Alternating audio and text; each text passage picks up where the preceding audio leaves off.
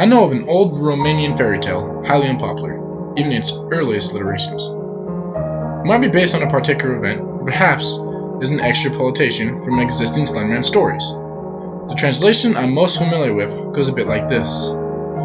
Once upon a time, there were twin girls, Stella and Serena. They were brave little girls, and had no fear of the dark, nor of spiders and other crawling things. Where other young ladies, even young boys, would cower.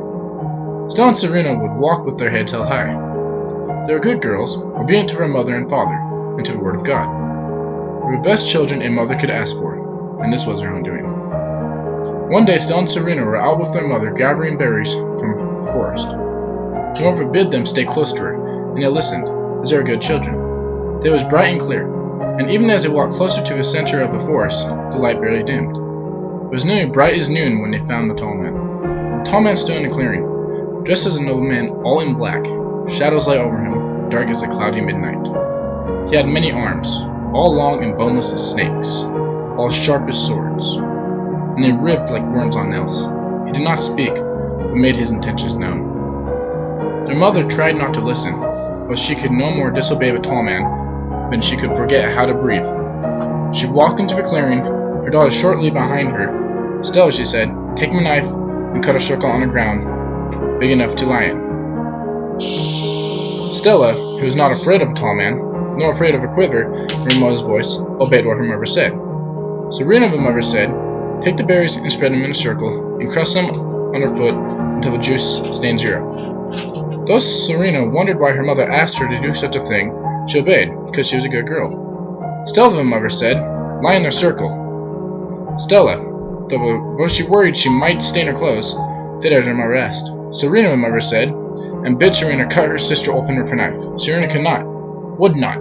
Please, her mother said, if you don't, it will be worse. So much worse.